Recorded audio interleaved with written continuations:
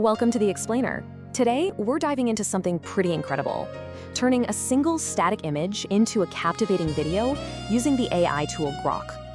So, let's just start with this one powerful idea. Think about any picture you have, a photo, a drawing, anything. What if you could actually breathe life into it? What if that single frozen moment could suddenly start moving and tell a story? Well, this isn't science fiction anymore. We are absolutely entering a new era of digital creation, where a still image is no longer the end of the road. Nope, it's just the beginning.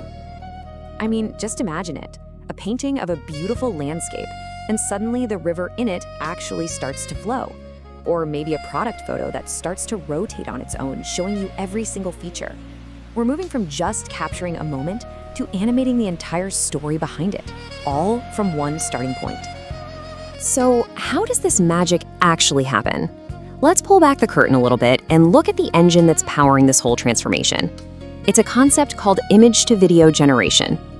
At its core, it's all about teaching an AI to really understand what's in your picture. The objects, the setting, the overall mood. Then you get to play director.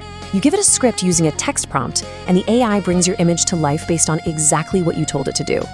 And this is where a tool like Grok really shines. It makes this incredibly powerful technology super simple. You don't need any complex software or video editing skills. It's all prompt-driven, which means your words are your main tool. You get to control the style, the movement, and you can see the results in just minutes. It's all about your creative idea, not your technical skills. Okay, so let's get practical. How do you actually do it? Let's walk through a super simple 4-step process to create your very own animated video. It really is this straightforward. You just upload an image, you write a prompt to describe the action you want, you can adjust how much motion there is, and then you hit generate. The crucial part, the real secret sauce, is your imagination in step 2. Here's a really good way to think about it. Your image is like the actor on a stage, and your text prompt, that's the script, right? You'd never just tell an actor to act, you give them direction. So if you upload a drawing of a rocket, you're not just saying, animate this. You're telling the AI, I want this rocket to blast off towards a sea of twinkling stars. And that brings us to a really key point. The quality of your video totally depends on the quality of your instructions. So let's go over a few tips for writing prompts that will get you some truly amazing results. Just look at the difference here. It is night and day. Make the rocket move. I mean, that's so vague. The AI has to guess what you want, but that detailed prompt, it paints a complete picture with action, with color, with direction. Trust me, specificity is your best friend here. So if you want to level up your prompts, just focus on these 4 things. Use strong action verbs like drifting or zooming. Describe the mood. Is it gentle or is it chaotic? Specify the direction of the movement. And you can even mention camera stuff like slow pan or dolly zoom. Combining these gives Grok a crystal clear blueprint of the scene you have in your head, and that's how you get a really dynamic video.